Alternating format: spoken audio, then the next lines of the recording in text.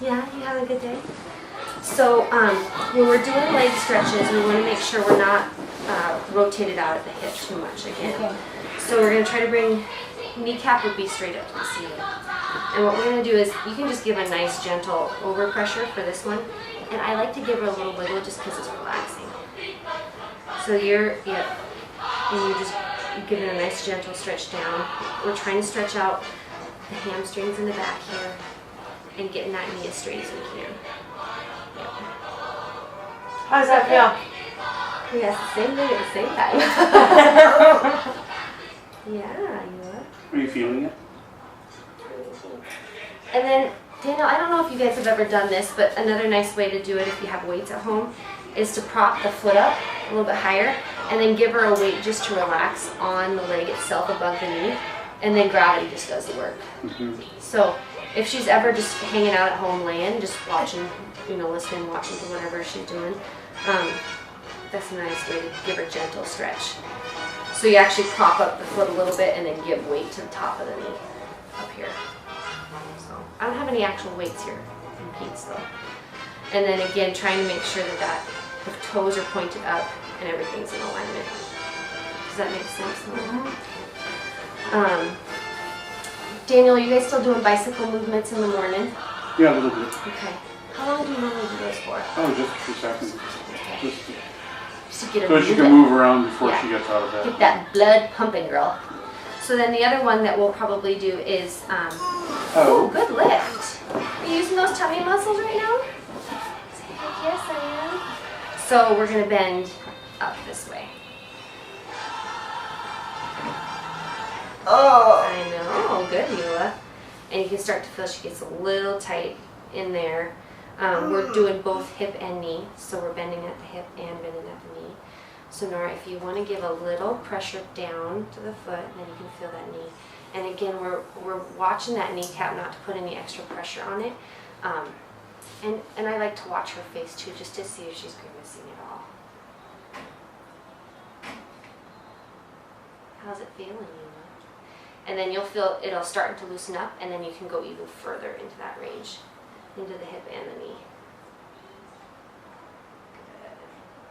Good. And again, you're going to want to hold these stretches for at least 30.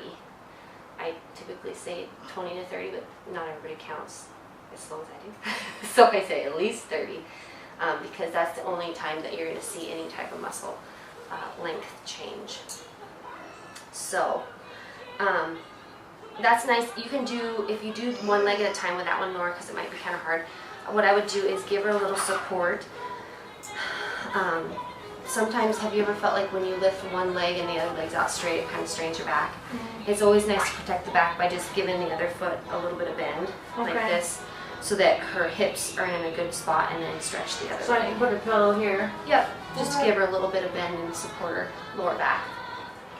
Support your lower back, girl! Are you going to sing for me today? You thinking about it? Okay, so then the next one we're going to do is the hip actually turns in and out. So at the actual thigh bone, we can turn out, which she's pretty used to, but in she's pretty tight. So what I like to do is, a lot of the time if you do this too much, it'll put some strain on the knee. So I like to support the upper leg and the knee so I can feel that I'm not giving too much.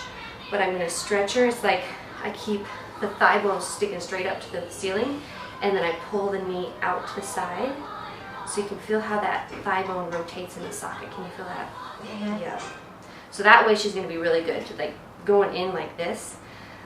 This is how she sits in her chair. But bringing that foot out on that side is where you're going to feel the tightness. Can you feel it there? Yeah. How does that feel, Eula? Pretty nice? Pretty nice?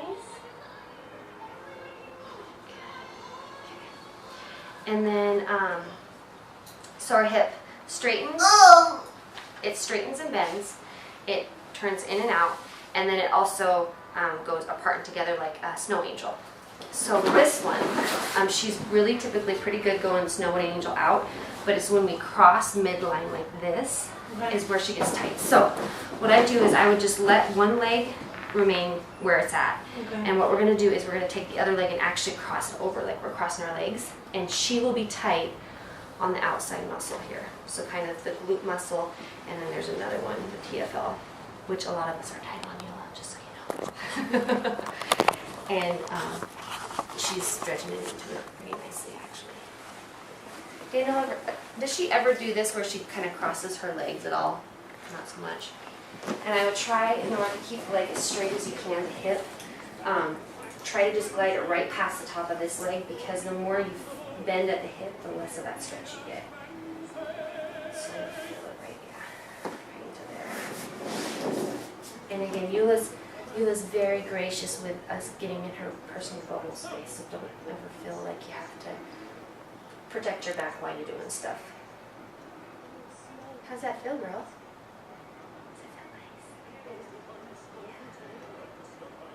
Was the sun out today? And shining.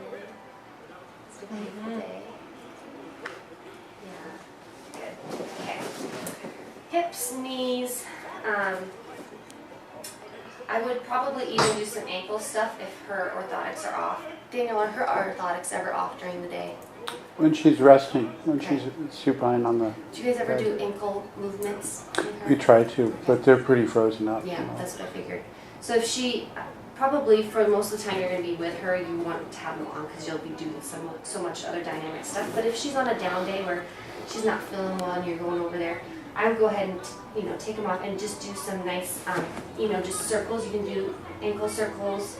You can spell out the ABCs, and then with the toes you can just work on bending them and then straightening them out, bringing them kind of up back towards her face.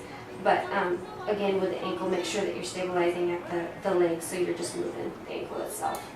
Any motion that you can get at that is good for her to keep, because I know they're kind of locked from prolonged use of our braces. It's a foot massage is always nice. Yeah, too. foot massages. Yeah, we do that and listen to music. We've Yeah. done that before. That would be nice.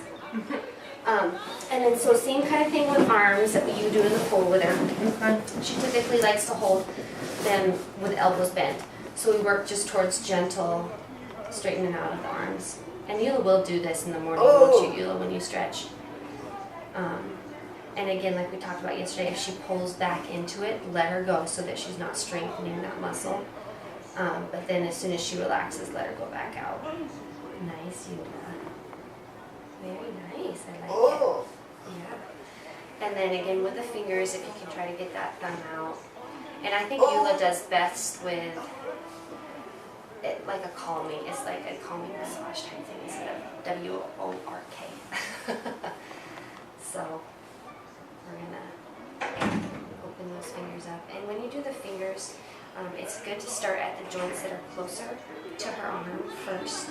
Because if we start out here and we start trying to open her up, we're putting more stress on the joints closer, and it's actually harder. So when you start, I'd start with the wrist, and then kind of up into the joints here closer in your hand, and then work out towards her fingertips. That's a nice way to do it, huh, Eula? Yeah. My hands are warm. You probably would like to do this with motion too, wouldn't you? Would you like to do it with motion too?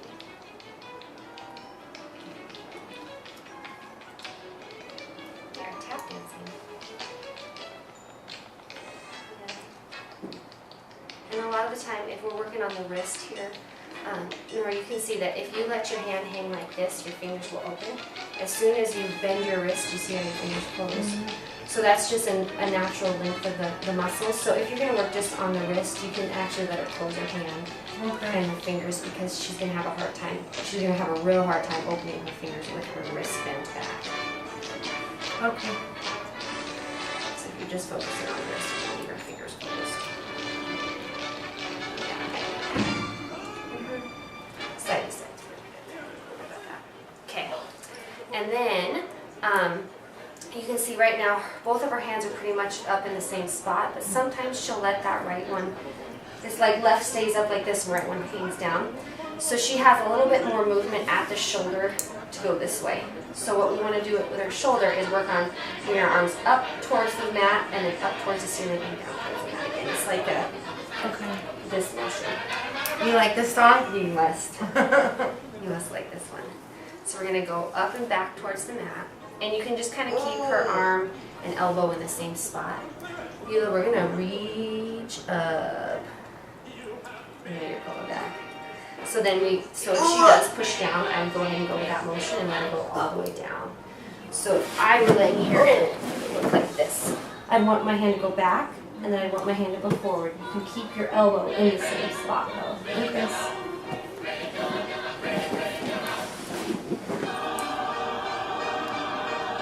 Is this a nice song, Eula?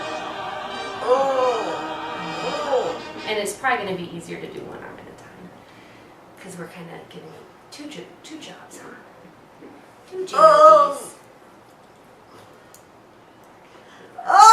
And then the other one is the snow angel type one. We can do snow angel. We can also do arms up this way. Okay. So snow angel is like what we did in the pool. I don't really worry about where her hand or arm is here, but I worry more just about her arm. And I think for Eula, she doesn't mind it as much when we go straight up by her head this way, rather than the snow angel one. Hey! Hi! Looking for Sorry something? to bother you. Yeah, a couple things on the ground. See, this one she doesn't mind too much normally. Huh. I know, it's the nice reaching one. Can you reach back here? Oh, I'm sorry. It's all right. We're It's okay. recording. We're having a nice little session. Yeah. Good job, Eula. And she's probably going to feel it more if we're doing both arms at the same time. The other thing that might give us a little bit more success is when we're lifting our arms up like this, that muscle is actually the huge one that goes across the back. And so if we can bend her knees, it can help her because it goes all the way down into the pelvic. So go ahead and try that side again. Reach up, Eula.